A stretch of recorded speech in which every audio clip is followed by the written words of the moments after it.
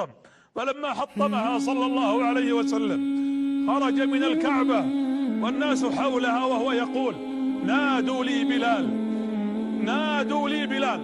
فأخذوا يصيحون بصوت بلال وهو يصعد الكعبة ويقول: يا قريش، والله الذي لا إله غيره ما زلت أذكر يوم أن كانت قريش تعذب بلالا عند الكعبة.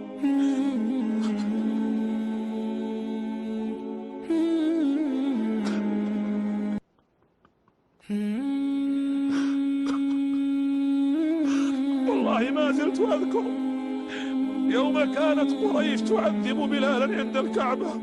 ادخل يا بلال وصلي معي في جوف الكعبة. ويدخل بلالا ويصلي مع النبي صلى الله عليه وسلم، يصلي معه في الكعبة. يقول عباس: فإذا بأبي سفيان يقول: أسمعت ما يقول؟ قال: نعم. يقول أبو سفيان: كنت وقتها أفكر كيف أجمع جيش وأحارب محمد. يقول: فإذا بمحمد يقف عند باب الكعبة قال: يا أبا سفيان، يا أبا سفيان، إني أسمع ما تقول، والله لن تفعل، والله لن تفعل. يقول: فعلمت أنه نبي. قال: فالتفت إليه وقلت للعباس: إني أريد أن أدخل معكم في دينكم، إن هذا الدين دين عظيم الذي يعز فيه بلالا. قال رسول الله صلى الله عليه وسلم: يا بلال، تعال واصعد على الكعبة واخرج فوق ظهرها وارفع بصوت الأذان تسمعه مكة لأول مرة. فأراد بلال أن يصعد على الكعبة، لكن الكعبة طويلة، فقال: يا أبا بكر ويا عمر اقتربا، اصعد يا بلال، ضع رجلك اليمنى على كتف أبي بكر ورجلك اليسرى على كتف عمر، واصعد على ظهر الكعبة. وهذا المشهد يراه الناس كلهم، ويصعد رضي الله عنه وأرضاه. يقول هشام بن الحارث أحد كفار قريش: والله إني لتمنيت أنني في بطن الأرض ولا أرى هذا الغراب، يقصد بلال، ينعق على ظهر الكعبة. فنظر النبي إلى بلال في هذا المشهد المهيب وقال: والذي نفسي بيده، والله الذي لا إله غيره، إن هذه الكعبة عند الله لعظيمة، ووالله يا بلال إنك اليوم عند الله أعظم وأشرف منها. أذن يا بلال.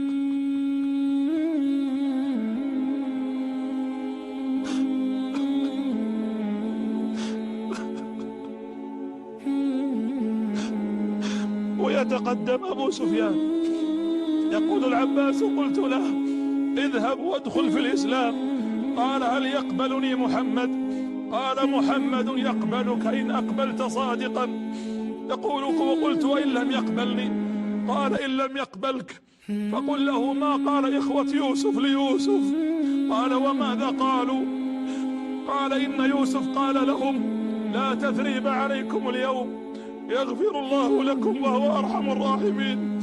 يقول: فوقفت عند رسول الله أبو سفيان والناس ينظرون، فوقفت على يمينه فما التفت إلي، وجئت عن شماله فما التفت إلي، فوقفت في وجهه فقلت: يا محمد، تالله لقد آثرك الله علينا وإن كنا لخاطئين. فأنزل النبي رأسه قال: يا محمد، تالله لقد آثرك الله علينا وإن كنا لخاطئين.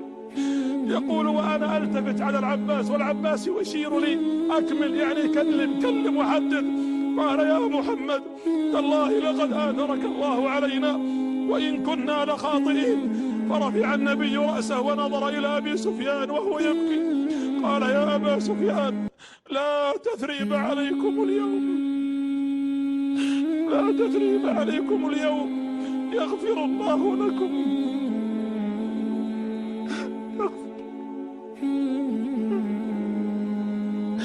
لا تثريب عليكم اليوم، يغفر الله لكم وهو أرحم الراحمين.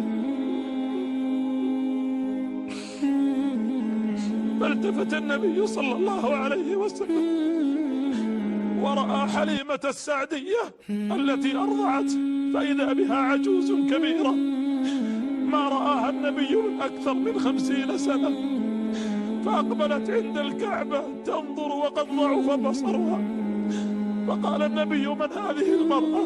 قالوا: هذه حليمة السعدية.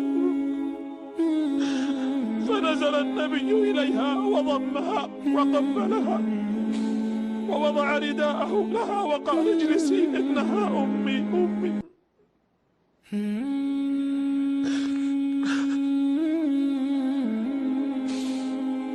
ثم قال لقريش: يا قريش، ما تظنون أني فاعل بكم؟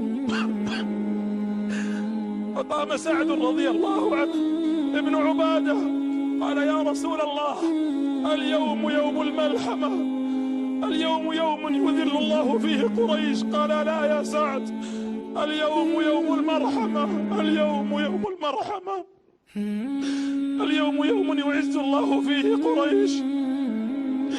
اذهبوا فأنتم الطلقاء.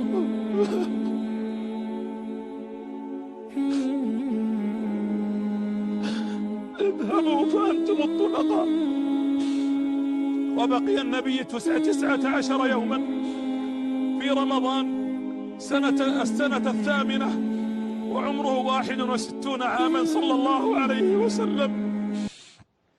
وبقي في خيمة لأن بيته قد أخذه الكفار، وأسلم عكرمة وصفوان، وأسلمت هند بنت عتبة.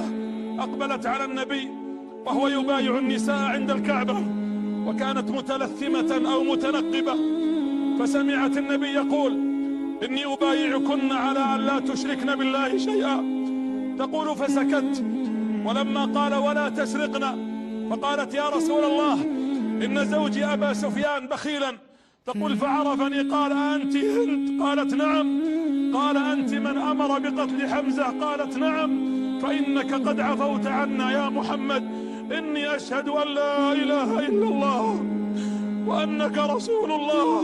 ثم قال رسول الله: وأبايعكن أيضا على أن لا تزني.